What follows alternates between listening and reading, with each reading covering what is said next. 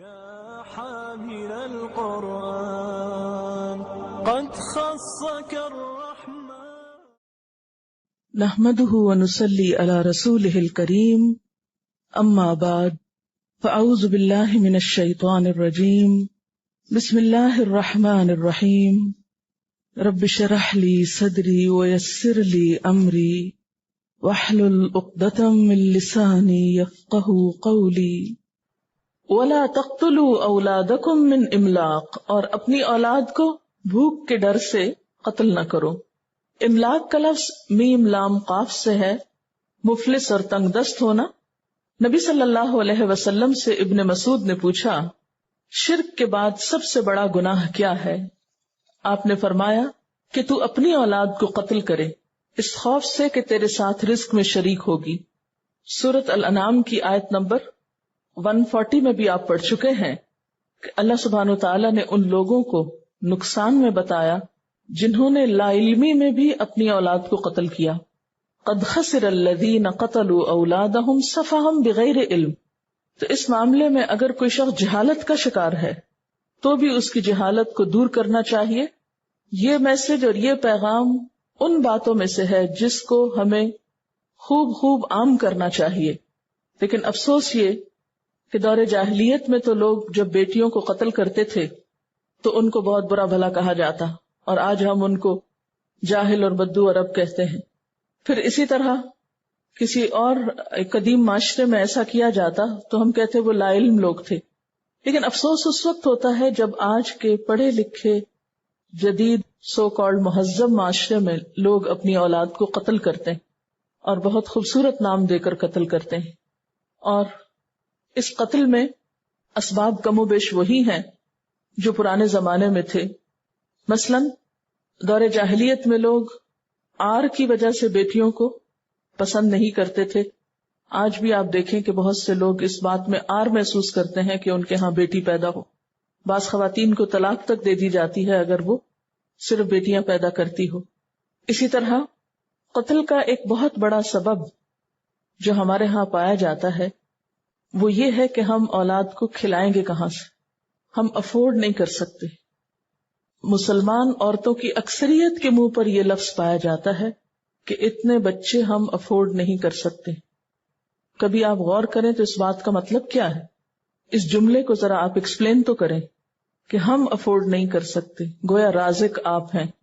اللہ تعالیٰ فرما رہے ہیں لا تقتلوا اولادکم من املاق، بھوک کے ڈر سے مار رہے ہو ان کو، نحن نرزقکم، ہم تم کو رزق دے رہے ہیں، وإیاہم، ان کو بھی دے دیں گے، جو رب تمہیں کھلا رہا ہے وہ انہیں بھی کھلا دے گا۔ اور کیا ایسا نہیں ہوتا کہ بچہ جب پیدا ہوتا ہے تو ماں کے سینے میں ساتھ ہی دودھ اترتا ہے، اور 2 سال تک ماں کے ساتھ غذا رکھی جاتی ہے اس بچے کی کہ اگر کچھ اور نہیں بھی اس کو ملتا تو وہ اس پر سروائیو کر سکتا ہے۔ تو یہ انتظام کون کرتا ہے؟ یہ رزق کون دیتا ہے؟ رب ہی دیتا ہے۔ پھر اسی طرح سورۃ الاسراء میں فرمایا وَلَا تَقْتُلُوا أَوْلَادَكُمْ خَشْيَةَ إِمْلَاقٍ نَحْنُ نَرْزُقُهُمْ وَإِيَّاكُمْ۔ سورۃ انعام میں فرمایا نَرْزُقُكُمْ وَإِيَّاهُمْ، اور الاسراء میں کیا فرمایا نَحْنُ نَرْزُقُهُمْ، ہم ان کو رزق دے رہے ہیں اور تم کو بھی دے رہے ہیں۔ اگر تم کھا رہے ہو، تم جی رہے ہو، تمہیں مل رہا ہے تو ان کو بھی مل جائے گا۔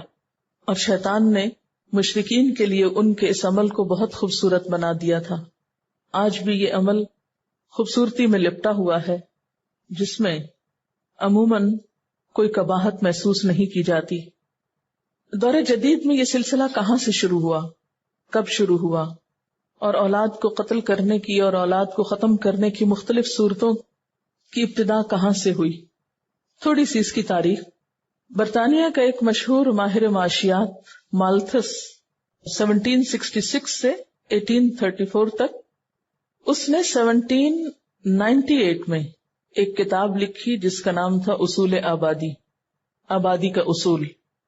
اس نے اس میں یہ نظریہ پیش کیا تھا کہ انسانی آبادی جیومیٹری کے حساب یعنی 1 2 4 8 16 کی نسبت سے بڑھ رہی، جبکہ وسائل پیداوار حساب کی نسبت یعنی 1 2 3 4 5 کی نسبت سے بڑھ رہے ہیں۔ اور اپنے نظریے کے مطابق اس نے برطانیہ کی موجودہ آبادی اور وسائل پیداوار کا حساب لگا کر یہ پیشن گوئی کی کہ اگر انسانی پیدائش اور وسائل پیداوار کی یہی صورت رہی، یعنی انسان تیزی سے بڑھ رہے ہیں اور وسائل کم پیدا ہو رہے ہیں، تو برطانیہ 50 سال کے اندر اندر افلاس کا شکار ہو جائے گا، یعنی بھوکوں مر جائے گا، برطانیہ ختم ہو جائے گا۔ لیکن ہوا کیا؟ اس کے بعد برطانیہ نے جو ترقی کی اور جو دنیاوی اعتبار سے خوشحالی دیکھی، اس نے مالتھس کی اس تھیوری کو غلط ثابت کر دیا۔ اس وقت برطانیہ میں ابھی انسانی نسل کو کنٹرول کرنے کا کوئی طریقہ ایجاد نہیں ہوا تھا، لیکن یہ ہے کہ اس کی جو یہ تھیوری تھی، اس کی بنا پر اس کو جھوٹا پیشین گو قرار دیا گیا، یعنی اس نے جو کچھ کہا تھا وہ غلط تھا۔ برطانیہ میں صنعتی انقلاب آیا، انڈسٹریل ریولوشن، جس کے نتیجے میں خوشحالی کئی گنا زیادہ بڑھ گئی۔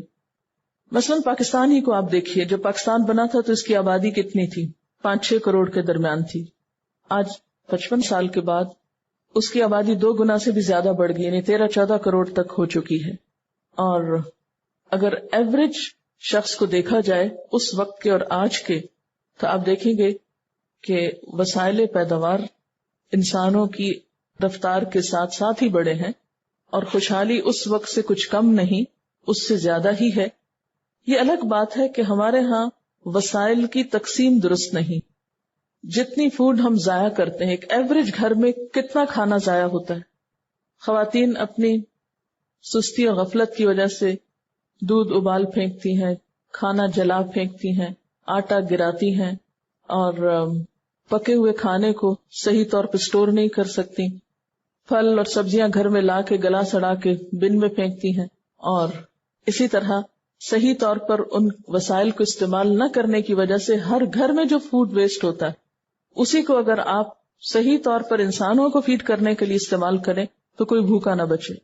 اسی طرح اگر سارے ملک کے امیر لوگ صحیح طور پر زکوٰۃ دیں تو کوئی بھی شخص غریب نہ رہے۔ اگر سارے نکمے لوگ فارغ پڑی ہوئی زمینوں پہ کام کرنا شروع کر دیں تو ملک ہرا بھرا ہو جائے۔ لیکن ہم اپنی سستی اور کاہلی کی وجہ سے جب افلاس کا شکار ہوتے ہیں تو صرف سبب کیا بتاتے ہیں؟ مخلوق زیادہ ہو گئی، انسان زیادہ ہو گئے ہیں، اس وجہ سے یہ سب مسائل پیش آئے ہیں۔ حالانکہ بہت سے لوگ محض بیکار بیٹھے ہیں۔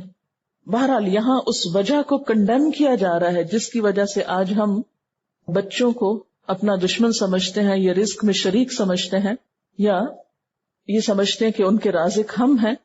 یہ بات بھی اللہ تعالیٰ کو سخت ناگوار گزرتی ہے کہ کوئی شخص یہ کہے کہ وہ کسی کا رازق ہے یا اس کے لیے وہ سب کچھ کرنے والا ہے۔ قتل اولاد کی شکلوں میں عام شکل جس میں بہت سارے پڑھے لکھے اور بسا اوقات دیندار، نماز روزے کی پابند خواتین بھی شریک ہو جاتی ہیں، وہ ابارشن ہے۔ یہ موضوع آپ کو زیادہ ڈیٹیل میں اس لیے بتایا جا رہا ہے کہ یہ ہر لڑکی سے متعلق ہے، اور جب دین کی صحیح تعلیم نہیں ہوتی، حقیقت معلوم نہیں ہوتی، تو ہم حرام کام میں مبتلا ہوتے رہتے ہیں۔ بسم اللہ الرحمن الرحیم۔ السلام علیکم۔ پہلے اس سلسلے میں کچھ اسٹیٹسٹکس دیکھیں گے کہ دنیا بھر میں اس وقت ابارشن کی کیا ریٹ ہے۔ یہ اس وقت یونائٹڈ اسٹیٹس کے اسٹیٹسٹکس ہیں۔ آپ دیکھ رہے ہیں کہ تقریباً 15, 14, 13 لاکھ ابارشنز پر ایئر ان کے یہاں ہو رہے ہیں مختلف ایئرز میں، اور 1973 سے لے کے اب تک 40 ملین بیبیز جو ہیں وہ ابارٹ ہو چکے ہیں، یعنی کہ اس کا ایوریج اگر لگائیں تو 4000 بیبیز ایچ ڈے ابارٹ ہو رہے ہیں۔ یہ صرف یو ایس میں ہے، باقی دنیا میں تو معلوم نہیں کیا ہے۔ جب پوچھا جاتا ہے کہ کیوں ابارشنز کیے جاتے ہیں تو زیادہ تر جو ابارشنز ہیں وہ برتھ کنٹرول کا طریقہ ہے۔ صرف 1% ریپ یا اس وجہ سے ہونے والے پریگننسیز کے لیے ہوتے ہیں، اور 1% جو ہے وہ فیٹل اب نارمیلٹیز کی وجہ سے ہوتے ہیں، اور 3% جو ہیں وہ مدر کی ہیلتھ کی وجہ سے ہوتے ہیں۔ تو جو بیسک وجوہات ہیں فیٹل اب نارمیلٹیز اور مدر کی ہیلتھ، وہ بہت چھوٹا فیصد ہے اس پوری تعداد کا جو بچوں کو ابارٹ کیا جاتا ہے۔ جو وجوہات دیکھی گئی یو ایس میں کہ کیوں عورتیں چوز کرتی ہیں ابارشن، تو 25% نے کہا کہ وہ چائلڈ بیئرنگ یعنی کہ بچے پیدا ہونا وہ ابھی ڈیلے کرنا چاہتی ہیں، 7% نے کہا کہ وہ بچے نہیں چاہتی اس لیے کرائے، 21 نے کہا کہ وہ افورڈ نہیں کر سکتی، 10.8 نے کہا کہ ان کی جاب یا ایجوکیشن جو بچے کی وجہ سے ڈسٹربٹ ہوتی ہے اس لیے نہیں چاہتی، 14 نے کہا کہ ان کے جو پارٹنر ہے اس کو یا ریلیشن شپ میں کوئی مسئلہ ہے جس کی وجہ سے وہ نہیں چاہتی، 2.2% جو تھی وہ اس لیے بہت ینگ لڑکیاں تھیں اس کی وجہ سے پیرنٹس نے کہا کہ کرا لیں، 2.8% ہیں جو کہ مٹرنل ہیلتھ کی وجہ سے ہو رہی ہیں، اور بچے کا جو رسک ہے وہ 3.3% ہے. تو یہ وجوہات سامنے آتی ہیں. پورے ورلڈ کے جو ہم اسٹیٹسٹکس دیکھتے ہیں تو اپروکسیمیٹلی 46 ملین ابارشنز ہر سال ہوتے ہیں. یعنی کہ 46 بیبیز جو ہیں وہ نہیں پیدا ہو پاتے. اس کا اگر پر ڈے ہم دیکھیں تو 1,26,000 پر ڈے. اور دوسری بات یہ پتہ چل رہی ہے کہ جو 78% ابارشنز ہیں وہ ڈیولپنگ کنٹریز میں ہوتی ہیں, یعنی کہ ہمارے جیسے جو ممالک ہیں, اور 22% جو ہیں وہ ڈیولپ کنٹریز میں ہوتی ہیں. یعنی کہ زیادہ ٹارگٹ یہ ابارشنز کا اور یہ جو فیملی پلاننگ کا ہے یہ ہمارے ہی ممالک ہیں, اور یہیں پر یہ زیادہ اس کو پروموٹ کیا جا رہا ہے. ایک اندازے کے مطابق جو لائف ٹائم ایوریج ہے, یعنی کہ تقریباً ہر عورت جو ہے 1 abortion پر وومن. اب ہم دیکھتے ہیں کہ ابارشن ہوتا کیسے ہے اور اس میں کیا مسائل پیدا ہوتے ہیں. اس سے پہلے تھوڑا سا ہی جو ایک بات ابھی ہو رہی تھی کہ بچے کو جو ابورٹ کرا جاتا ہے تو ایسا لگتا ہے کہ جیسے وہ کوئی ان ہیومن چیز ہے یا زندہ چیز نہیں ہے. لیکن سائنس یہ بتاتی ہے کہ بہت پہلے بچے کے اندر بہت ساری موومنٹ بھی شروع ہو جاتی ہے اور بہت سے سینسز اس کے ڈیولپ ہو جاتے ہیں. مثلاً یہ کہ 6 ویکس میں بچے میں ریفلیکس ایکشن شروع ہو جاتا ہے. اس کو اگر آپ ٹچ کریں تو وہ اپنے آپ کو بچاتا ہے. ایک سروائیول انسٹنکٹ ہوتا ہے کہ وہ ہلتا ہے اپنی جگہ سے. اور 8 ویکس میں والنٹری موشن, یعنی کہ ارادی طور پہ بھی وہ موشن شروع کر دیتا ہے, اور اگر اس کو آپ ٹچ کریں تو وہ رسپونڈ کرتا ہے. 6 to 8 ویکس میں بالکل بامقصد پرپز فل کوآرڈینیٹڈ موومنٹ جو ہے وہ شروع ہو جاتی ہے, اور اگر اس کے کلے کے اوپر ٹچ کریں تو وہ رسپونڈ کرتا ہے, اپنی بیک کو آرچ کرتا ہے. 15 ویک پہ کہتے ہیں کہ پورا جسم اس کا سینسٹیو ہوتا ہے, کہیں بھی آپ ہاتھ لگائیں تو وہ رسپونڈ کرتا ہے. 12 ہفتے میں ٹیسٹ ڈیولپ ہو جاتا ہے. 9 سے 13 ہفتوں میں اسمیل کی اس کا سینس جو ہے وہ ڈیولپ ہو جاتا ہے. 14 ویک سے ہیئرنگ بگننگ ہو جاتی ہے, اور 14 ہفتے سے کہتے ہیں کہ پین, اینگر, پلیجر, وہ سب چیزیں جو ہے وہ محسوس کرنے لگتا ہے. بلکہ ٹیسٹ کا جیسے جہاں بات تھی تو میں پڑھی تھی کہ انہوں نے کہا کہ جب ماں کی خوراک اس تک پہنچ رہی ہوتی ہے تو جب سلائن یا نمکین چیز ہوتی ہے تو وہ منہ بناتا ہے, اور میٹھی چیز ہوتی ہے تو وہ اس کو زیادہ اچھی طرح پی لیتا ہے. اور اسی طرح اس پہ زیادہ تحقیق نہیں ہوئی ہے, لیکن کچھ لرننگ جو ہوتی ہے وہ بھی کچھ ٹیک پلیس کر رہی ہوتی ہے, ایموشنل رسپانسز بھی ہو رہے ہوتے ہیں. تو یہ سب کچھ اس چھوٹی سی جان میں ہو رہا ہوتا ہے. یعنی کہ فیٹس جو ہے ایک لیونگ بینگ ہے, ایک زندہ چیز ہے. اچھا, اب ہم بات کریں گے کچھ in human methods of abortion. ایک تو یہ سکشن اینڈ اسپریشن کا ایک میتھڈ ہوتا ہے, میں صرف آپ کو اس کی ڈسکرپشن بتاتی ہوں. سکشن ڈیوائس یا مشین بچے کو رپ اپارٹ کر دیتی ہے, پھر ابارشنسٹ اسے رحم مادر سے کاٹ کر ٹکڑے ٹکڑے کر کے نکالتا ہے. DNC ڈائلیشن اینڈ کیوریٹاج, پہلے 3 مہینوں میں ایک گول سی لوپ شیپ چھری سے بچے کو ٹکڑے ٹکڑے کر کے نکالا جاتا ہے. 12 ہفتے سے لے کر 4 مہینے تک یہی طریقہ عموماً استعمال ہوتا ہے. ماں کے سروکس کو کھول کر رحم مادر میں پہنچ کر بچے کو مڑوڑ کر کھینچ کے نکالا جاتا ہے, کیونکہ وہ زندہ ہوتا ہے, وہ ہل رہا ہوتا ہے. بہت زیادہ خون ہوتا ہے, ریڑھ کی ہڈی کو پلائرز جیسے آلے سے توڑا جاتا ہے. بیبی کو بہت زیادہ تکلیف محسوس ہوتی ہے کیونکہ کوئی انستھیزیا نہیں دیا جاتا. کھوپڑی کو کچل کر نکالا جاتا ہے, کیونکہ دیکھیں نارمل طریقے سے تو وہ باہر نہیں آ سکتا. اور ابھی تک یہ بات مجھے تو ریڈنگ میں نہیں پتہ چلی, لیکن میرے خیال ہے کہ انستھیزیا شاید اس وجہ سے نہیں دیتے کہ اگر شاید انستھیزیا دے دیں تو بیبی کو باہر نکالنا مشکل ہو جائے. آئی ڈونٹ نو کیا وجہ ہے, لیکن وہ لائیو زندہ بچے کو اس طرح کاٹ کاٹ کے نکالتے ہیں. اچھا, ڈائلیٹیشن اینڈ ایویکویشن کا یہ پروسیجر تھا. ایک اور طریقہ ہے جس کو سالٹ پوائزننگ کہتے ہیں, 4 مہینے اور اس سے زیادہ کے لیے استعمال ہوتا ہے. ابارشنسٹ زہریلا سولوشن پیٹ میں انجیکٹ کرتا ہے, یعنی کہ ماں کے رحم میں. بچہ زہر کو بریتھ کرتا ہے, اس میں سانس لیتا ہے اور مرنے تک تڑپتا رہتا ہے, جس سے ماں محسوس کرتی ہے کیونکہ وہ ہلتا ہے اس کے پیٹ میں. بیبی کو مرنے میں 2 سے 3 گھنٹے لگتے ہیں, جو پھر 24 گھنٹے بعد ڈیلیور کیا جاتا ہے, اور کبھی کبھار وہ اس وقت زندہ بھی ہوتا ہے. یہ ایک اور طریقہ ہے جس میں آج کل ویسٹ میں پڑھنے میں آیا کہ بہت پاپولر ہے, پارشل برتھ ابارشن, یعنی کہ تھوڑا سا انٹیکٹ بچے کو ڈیلیور کرتے ہیں, اور اس میں وہ بتا رہے ہیں کہ اس کا جو فٹ ہے وہ وجائنا کے اندر پل کرتے ہیں پہلے, اور بریچ یعنی کہ ہیڈ فرسٹ اس کو باہر لاتے ہیں. جب بچے کا باہر آ جاتا ہے سر, تو اس کے نیپ میں یعنی کہ اس کے گردن کے اوپر سیزرز کے ساتھ کاٹتے ہیں اور خون کو بڑا کر دیتے ہیں, اور ایک سکشن ٹپ انسرٹ کر کے بیبی کے برین کو ریموو کر دیتے ہیں. تو اس سے پھر اسکل جو ہے وہ کلیپس کر جاتا ہے اور بیبی کو باہر نکال دیتے ہیں. اور اس طریقے کو زیادہ پروموٹ کیا جا رہا ہے ویسٹ میں. اس کی ایک وجہ یہ ہے کہ ان بچوں کے جو باڈی پارٹس ہیں ان کی ایک پوری مارکیٹ کھل گئی ہے, اور فارماسیوٹیکل کمپنیز میں یہ بیچے جاتے ہیں. سیل آف بیبی پارٹس, پوری ایک انڈسٹری وہاں پر بن رہی ہے. تو وہ اس طرح یہ ہوتا ہے کہ پارٹس جو ہوتے ہیں وہ انٹیکٹ ہوتے ہیں اور وہ استعمال ہوتے ہیں. ہسٹیروٹمی یہ ایک اور طریقہ ہے. یہ ایک منی سیزیرین ابارشن ہوتا ہے. رحم کو سرجیکلی کھولا جاتا ہے. اس میں ابارشنسٹ ماں کی کارڈ یا ناف کو کاٹ دیتا ہے, اور بیبی سیزیرین یعنی کہ کاٹ کے نکالا جاتا ہے, اور بیبی کو ایک بیسن میں مرنے کے لیے چھوڑ دیا جاتا ہے یا پھر سانس گھوٹ دیا جاتا ہے اس کا. اس سلسلے میں ڈاکٹر شازیہ کچھ اپنا پرسنل ایکسپیرینس بتائیں گے. ہمارے پاس ہاسپٹلس میں جو کیسز آتے ہیں ابارشن کے لیے وہ یوزلی یا تو انلیگل پریگنینسیز ہوتی ہیں یا پھر یہ کہ لوگ بھوک کے ڈر سے اپنے بچوں کو مار دیتے ہیں. میں جب ہاسپٹل میں ہاؤس جاب کر رہی تھی تو ایک خاتون ہمارے پاس آئی, ان کی بھی ایسے ہی ابارشن ہو گیا تھا.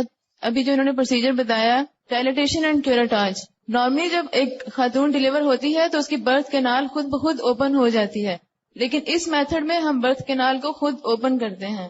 تو میں جب یہ کر رہی تھی تو میں نے خود ڈائلیٹیشن اینڈ کیوراٹاج کی تھی. اس میں بچے کی آئیز ہم نے الگ سے نکالی تھی, اس کی فنگرز الگ سے ہم نکال رہے تھے, اس کی ٹوز, اور ہم اس چیز کو بہت انجوائے کر رہے تھے کہ ہم بہت بڑا کام کر رہے ہیں.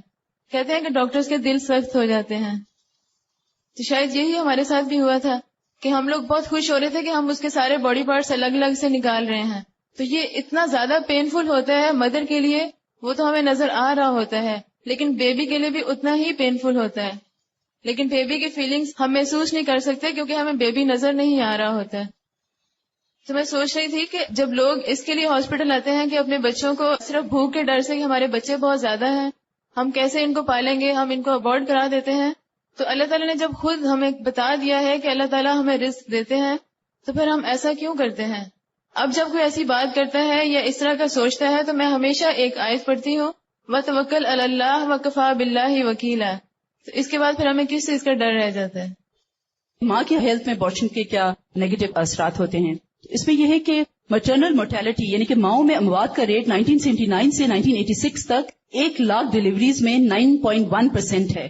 یعنی ہر 100 مائیں جو یہ کراتی ہیں اس میں سے 9 جو ہیں ان کا مطلب وہ نہیں سروائیو کرتی ہیں. اگر ابارشنز ٹیوبل پریگننسی وغیرہ کو نکال دیا جائے تو 1985 میں ریٹ صرف 4.7 اموات ہوتا, یعنی کہ نارملی اگر ہو رہا ہوتا.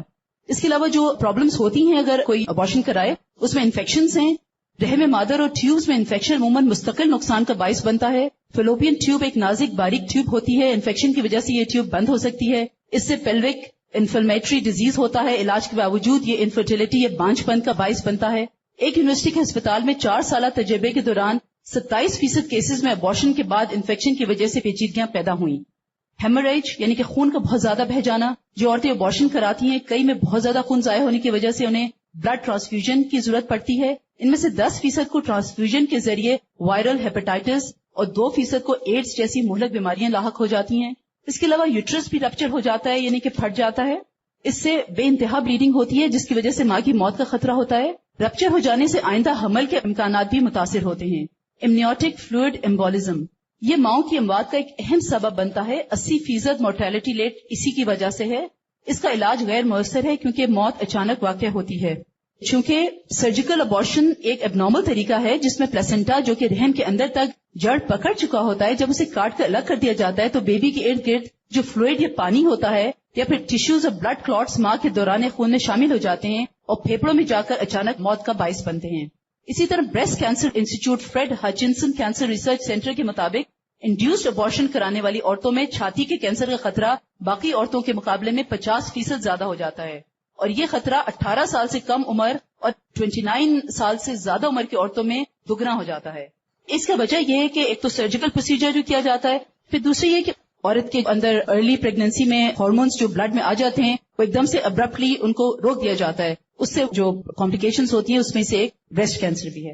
تھوڑی سی باتیں یہ ہیں کہ یہ جو بہت زیادہ اس وقت پروموٹ کیا جا رہا ہے ابارشن کو, اور یہ بہت بڑا ریکٹ ویسٹ میں ہے. یہاں پر یہ ابارشن کلینک ہیں, کہتے ہیں کہ اگر کوئی عورت اپنی رائے بدل دے, جیسے تھوڑا سا بھی شروع ہوا ہے اور آخر میں وہ کہے کہ میں نہیں کرنا چاہتی, تو پورا سٹاف اس کے پاس آ جاتا ہے اور کہتا ہے اٹس ٹو لیٹ, اور اس کو وہ سیڈیٹ کر دیتے ہیں اور اس کو they carry out the abortion. اور پورا ایک مافیا ہے جو کہ انڈیوس کر رہا ہے ینگ لڑکیوں کو اور ان کو پرووائڈ کر رہے ہیں فیسلٹیز. ایک میں تھوڑا سا پڑھ کے سنانا چاہوں گی ایک لڑکی کی ایکسپیرینس کے. کہتی ہیں کہ I laid on the table and they were ready to start the procedure. The doctor first had to do an ultrasound to determine the size and placement of the unborn baby. یعنی کہ میں late گئی تھی table پہ اور doctor کو baby کے بارے میں معلوم کرنے کے لیے الٹرا ساؤنڈ کرا. He pressed so hard کہ my baby kicked, یعنی اس نے اس کا پیٹ زور سے دبایا تو اس کے بیبی نے کک کیا. It was then I knew it was alive and I sat up and I cancelled the procedure. اور ایک اور بھی اسی طرح کا ہے کہ بعد میں جو ریگریٹ ہوتا ہے, بہت زیادہ ڈپریشن, مینٹل ہیلتھ پرابلمس ہوتے ہیں. اور کہتے ہیں کہ ایون جو ینگ لڑکیاں, ٹین ایج لڑکیاں ہیں, وہ اگر پیدا کرتی ہیں بچے کو تو اس سے ان کا مینٹل لیول میچور ہوتا ہے, لیکن اگر وہ ابورٹ کر لیتی ہیں تو ان میں ڈرگ یوز اور ڈپریشن وغیرہ کے سمٹمز جو ہیں وہ زیادہ بڑھ جاتے ہیں. السلام علیکم. افشین ہے میرا نام. اس وقت بھی میرے 2 بیبیز ہیں. جس وقت میرا ابارشن ہوا تھا اس وقت صرف ایک ہی بیٹا تھا میرا. سیکنڈ پریگنینسی میری جب ہوئی تو الٹرا ساؤنڈ جب ہوا تھا فرسٹ ٹائم تو بتایا گیا کہ بیبی کی کڈنیز جو ہیں وہ خراب ہیں, اور پہلے بتایا گیا کہ صرف رائٹ کڈنی خراب ہے. پھر 1 مہینے کا مجھے ٹائم دیا کہ آپ مزید 1 مہینے بعد آئیں تو تھوڑا بیبی کا سائز بڑا ہوگا تو پھر ہم آپ کا مزید معلوم کریں گے. جب 1 مہینہ گزرا تو انہوں نے کہا جی آپ کی دونوں کڈنیز بیبی کی جو ہے وہ خراب ہے اور آپ اس کو ابورٹ کروا دیں. اور ان دنوں کڈنیز کے اتنے زیادہ پرابلمز عام ہوئے ہوئے تھے اور دیکھا بھی تھا ہاسپٹلز میں سب ڈائلسس ہو رہے ہیں, کبھی کیا ہو رہے ہیں. تو سب نے بات ہوئی تو بتایا گیا کہ نہیں تم نہ ابورٹ کروا دو. ہاسپٹل میں بھی ڈاکٹر نے کہا کہ آپ اس کو ابورٹ کرا دیں کیونکہ یہ اگر 9 منتھس کے بعد بھی ہوگا تو ہاسپٹل میں اس طرح تکلیفوں میں آپ کا بچہ رہے گا جو آپ کو نہیں برداشت ہوگی. تو اس سے بہتر ہے آپ خود تھوڑی تکلیف اٹھا لیں اور یہ ختم کر دیں. خود میرے ہسبینڈ نے بھی ریئلائز کرتے کہنے لگے نہیں ٹھیک ہے تم کروا دو نا. 7 ڈے میں مجھے ایڈمٹ کیا ان لوگوں نے. پہلے انہوں نے ٹیبلٹس رکھے, 24 آورز گزرے, کوئی بھی پروگریس نہیں, ویسے کا ویسے ہلکے ہلکے اسٹروکس آتے رہے, پین ہوتا رہا, کوئی فرق نہیں پڑا. انہوں نے پتہ نہیں فولیز کیا کہتے ہیں وہ انہوں نے ڈالی, لیکن اتنا تکلیف دہ یہ مرحلہ ہوتا ہے کہ بہت مشکل ہے. اور اس وقت میرا اتنا برین واش کیا ہوا تھا میں سمجھ ہی نہیں پا رہی تھی. بس مجھے یہ تھا کہ کسی طرح بس بیبی ڈیلیور ہو جائے اور بس بات ختم ہو جائے گی, سب نارمل ہو جائے گا. 15 ڈیز کے بعد جب میں گھر میں سو رہی تھی نیند میں مجھے پھر موومنٹ سی فیل ہوئی پیٹ میں اپنے. اس وقت مجھے احساس ہوا کہ کیا چیز مجھ سے چلی گئی ہے. میرا بیبی کتنی تکلیف اسے ہوئی ہوگی جس وقت اسے. اس وقت مجھے ایسا فیل ہو رہا تھا کہ جیسے ہم کسی کو اس کے گھر سے دھکا دے کے نکالتے, اسی کا گھر اور مجھے کہ یہاں سے تم چلے جاؤ. اس رات مجھے احساس ہوا کہ میں بہت بڑا کوئی کام کر آئی ہوں, اور مجھے اتنا زیادہ میرے دماغ کو سب نے سن کر دیا تھا کہ میں جو 15 دن تک نہیں سمجھتی کہ کیا ہوا ہے. میں الٹا خوش ہوتی تھی کہ چلو ٹھیک ہے کوئی بات نہیں, جو بھی ہو گیا اچھا ہوا. بلا وجہ وہ بیمار ہوتا مجھے تکلیفیں اٹھانی پڑتی, کیونکہ اس کی جو فیلنگز پیٹ میں اس وقت آئی تو مجھے فیل ہو رہا تھا کہ یہ تو اس کا گھر تھا جس سے میں نے اس کو نکال دیا, اور وہ بھی ڈاکٹرز نے کہا تھا. اور لیبر پینز مجھے انہوں نے 3 ڈیز دیے تھے, اور 3rd ڈے وہ بیبی جو ہے ڈیلیور ہوا تھا شام کے وقت, اور وہ فل بیبی تھا اور وہ سانس لے رہا تھا. اس وقت اس بیبی نے سانس لیا تھا میرے سامنے, 2 سانس اس نے لیے. اور اس کے بعد 15 ڈیز کے بعد مجھے فیل ہوا کہ یا اللہ میرے سامنے ملک الموت آ کے میرے بچے کی روح لے کے گیا. میں نے خود اس کو بلایا ہوا تھا اپنے پاس اپنے بچے کو لینے کے لیے. 7 ڈے میں میری 2 دفعہ ابارشن کے بعد مزید انہوں نے DNC کیے ہوش میں کہ ابھی بھی کچھ پیسز اندر بچتے ہیں, کلاتس بچتے ہیں. اور اتنی زیادہ میں شدید چیخیں اس وقت مارا کرتی تھی جب وہ ہوش میں میری DNC کرتے تھے کہ میرے ہسبینڈ سے بھی اس وقت برداشت نہیں ہوا. انہوں نے کہا پلیز آج کے بعد تم اس ہاسپٹل میں نہیں آؤ گی, تم وہیں چلو جو تمہاری فیملی ڈاکٹر ہیں. تو DNC کے بعد 7 ڈے والوں نے مجھے ایک اور الٹرا ساؤنڈ کے لیے کہا تھا کہ مزید دیکھیں گے کہ آپ کے اندر مزید کلاتس تو نہیں بچے ہیں. 7 ڈے میں مجھے اس کا ملا تھا آلموسٹ 10,000. 3 ڈیز انہوں نے مجھے رکھا تھا. اس کے علاوہ میری DNC یہ لوگ کرتے رہے, اس کے الگ چارجز مجھ سے انہوں نے لیے تھے. 93-94 کی بات ہے, تو ابھی میں ویکلی کلاسز لیتی تھی. ابھی الہدا کا ریگولر کورس شروع نہیں ہوا تھا. تو میرے درس پر ایک خاتون آتی تھی, وہ کہنے لگی کہ ان کی بہن باہر ہوتی ہیں تو ڈاکٹرز نے ان کو ریکمینڈ کیا ہے کہ ان کو اپنا بیبی ابورٹ کرا دینا چاہیے کیونکہ وہ بچہ جو ہے وہ اب نارمل ہوگا. مجھے جہاں تک پتا تھا کہ یہ بات درست نہیں ہے, لیکن میں نے کچھ اور اسکالر سے کنسلٹ کیا, ڈسکس کیا, تو الٹیمیٹلی یہی جواب تھا کہ ابورٹ نہیں کرا سکتے. یہ بالکل ایسا ہی ہے نا کہ جیسے اگر ہم بیمار ہوں تو ہمیں کوئی مار کے گھر سے نکال دے کہ ہم تمہارے لیے مصیبتیں نہیں اٹھا سکتے کہ تمہیں ہسپتال لے جائیں یا تمہیں دوا کھلائیں یا تمہیں لک آفٹر کریں.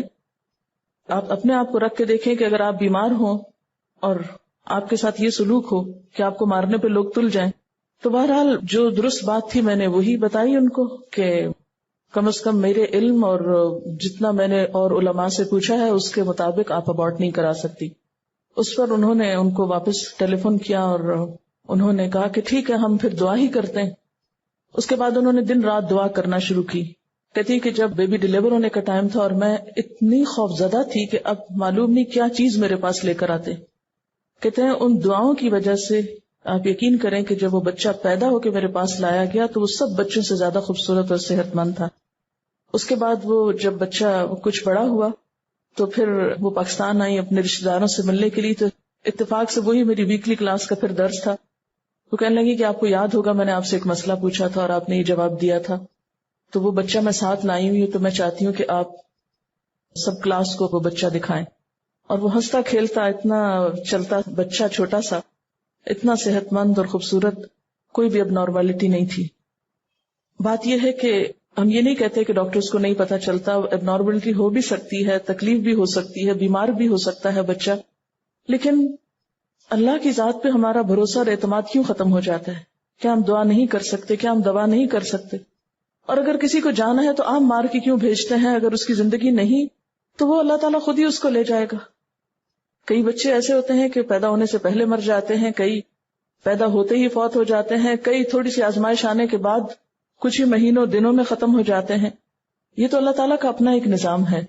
لیکن قتل نفس یہ ایک انتہائی سنگ دلانہ کام ہے کہ جسے اللہ نے حرام کیا. اور جیسے کہ ان آیات کو پڑھانے سے پہلے میں نے آپ کو بتایا کہ یہ وہ احکامات ہیں جو آدم علیہ السلام سے لے کر حضور صلی اللہ علیہ وسلم تک ہر نبی کو دیے گئے. ہر شریعت میں یہی احکامات ہیں اور ان میں کوئی تبدیلی نہیں ہوئی. اور نبی صلی اللہ علیہ وسلم نے اس بات پر بیعت بھی لی کہ کون ہے جو مجھ سے ان باتوں پر بیعت کرے تو میں اس کے لیے جنت کی ضمانت دیتا ہوں. یہ ایک ڈاکٹر کا ایکسپیرینس ہے اس سلسلے میں، جو کہ ابارشن خود کرواتے تھے. تو وہ کہتے ہیں کہ I remember as we made the incision in the uterus to see the baby move underneath the sac of membranes as the cesarean incision was made before the doctor broke the water. The thought came to me, my God, that's a person. At that instant, he broke the water and I had that terrible pain in my heart. He delivered the baby and I couldn't even touch it. I wasn't much of an assistant. I just stood there and the reality of what was going on finally began to seep in to my calloused brain and heart. We simply took that little baby that was making little sounds and was moving and kicking and set it on the table in a cold stainless steel bowl. Every time I would look over while we were repairing the incision in the uterus, I would see that little person kicking and moving in that bowl. It kicked and moved less and less as time went on. I can remember going over and looking at the baby when we were done with the surgery, and the baby was still alive. You could see the chest moving as the heart beat, and the baby would try and take a little breath. دوسری بات یہ کہ یہ جو depression کی بات ہے کہ ڈاکٹرز عموماً کہتے ہیں کہ ہو جائے گا، نارمل ہو جائے گا، تھوڑے دن تک دیکھتے ہیں کہ عورت نارمل ہے. لیکن ریسرچ سے ایک بات پتہ چل رہی ہے کہ آلموسٹ 1 year آفٹر ابارشن، جب وہ بیبی ایکچوئل ڈیلیور ہوتا، جب بچہ پیدا ہوتا، اس وقت ڈپریشن شروع ہوتا ہے. اور اس وقت بہت سارے ایسے سمٹم سامنے آتے ہیں جو ریسرچ اب تک پک نہیں کر پائی ہے، کیونکہ جب تک وہ اتنا لانگ ٹرم ریسرچ اب جب ہوئی ہے تو وہ کہہ رہے ہیں کہ اس وقت یہ بات پتہ چلتی ہے. اور ایک ڈاکٹر کا صرف ایک کوٹ میں یہاں آخر میں کروں گی کہ کہتے ہیں کہ کوئی بھی اگر ابارشن کرنے کا سوچ رہا ہو تو ہمیشہ یہ بات یاد رکھے کہ ہم کہتے ہیں نا کہ I am going to have a baby, یعنی میرا بچہ ہونے والا ہے. یہ بات صحیح نہیں ہے. آلریڈی ہیو اے بیبی، آپ کا بچہ ہے اور وہ لڑکا اور لڑکی بھی ہے. تو یہ نہیں سوچنا چاہیے کہ ہونے والا ہے اور ہم اس کو روک سکتے ہیں یا نہیں روک سکتے. You already have a baby. السلام علیکم. جزاک اللہ خیر.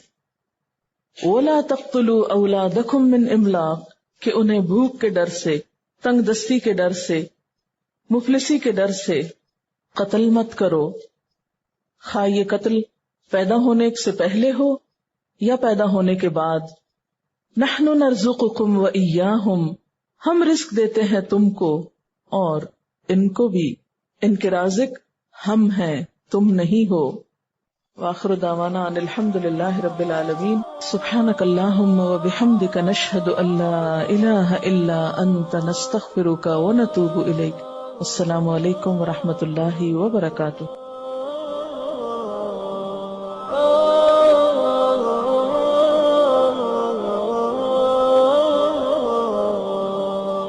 يا حامل القرآن